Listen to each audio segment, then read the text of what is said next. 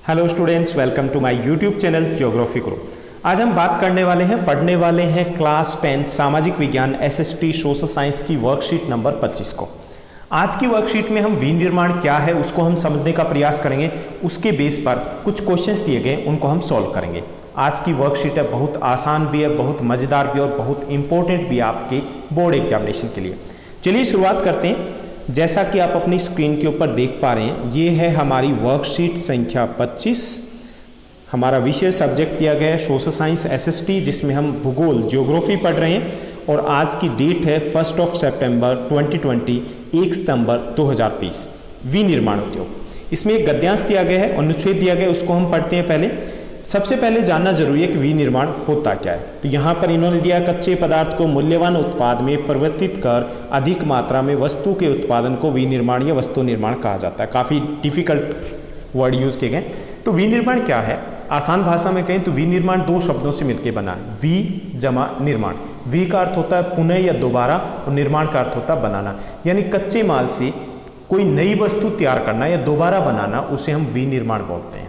Okay, जैसे कपास से कपड़ा बनाना विनिर्माण है, गन्ने से चीनी बनाना विनिर्माण है, लकड़ी से कागज बनाना विनिर्माण है, आटे से बिस्किट बनाना विनिर्माण है। तो विनिर्माण क्या है, किसी कच्चे माल से नई वस्तु को तैयार करना विनिर्माण कहलाता है। ओके, तो ऐसे ही बता सकते हो या वि जमा निर्माण करके भी आप बता सकते हो। वि का अर्थ होता है पुनः और निर्माण का अर्थ होता है बनाना। ओके, जब विनिर्माण किया जाता है तो दो बदलाव आते हैं। क्या बदलाव आते हैं?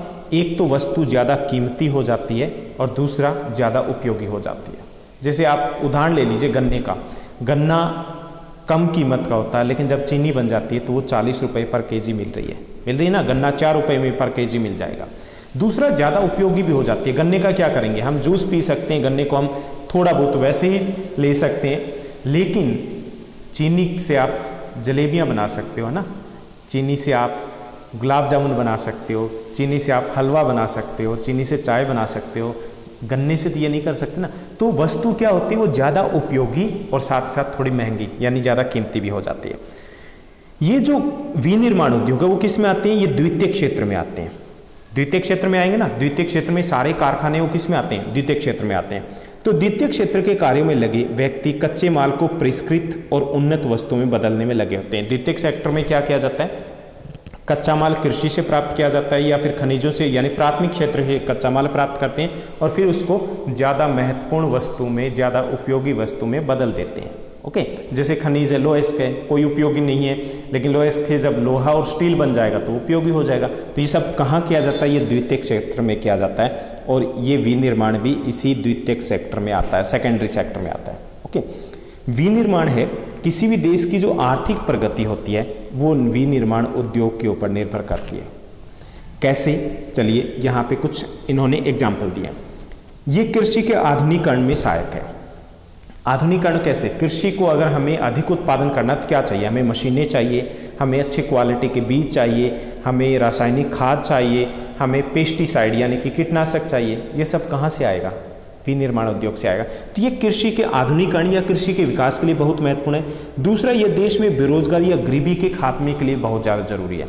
देश में जितनी ज़्यादा विनिर्माण उद्योग होंगे तो क्या होगा, ज़्यादा लोगों को काम मिलेगा, काम मिलेगा तो बेरोजगारी कम होगी।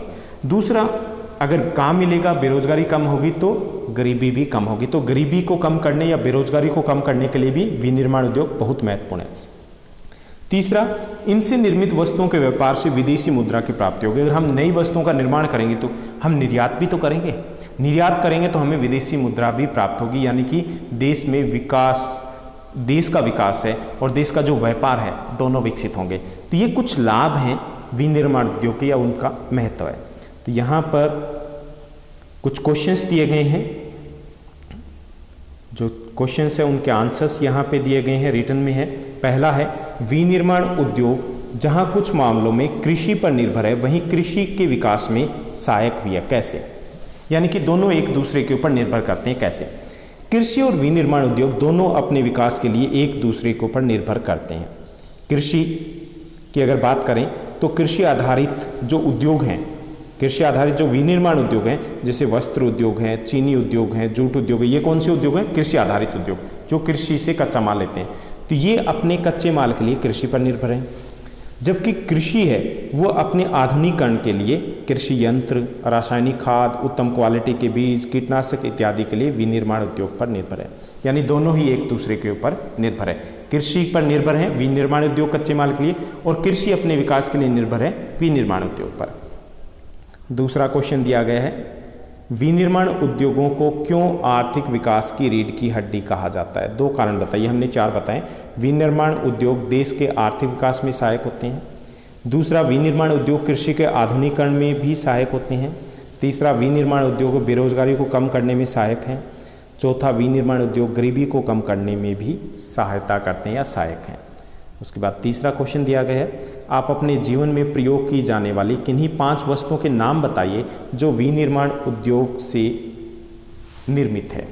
तो 5 वस्तुएं अपने घर में जो है, चीनी, बिस्किट, नोटबुक, कपड़ा, फर्नीचर, ये 5 वस्तुएं हमारे घर में जो पहुंची है वो विनिर्माण उद्योग से ही पहुंची है।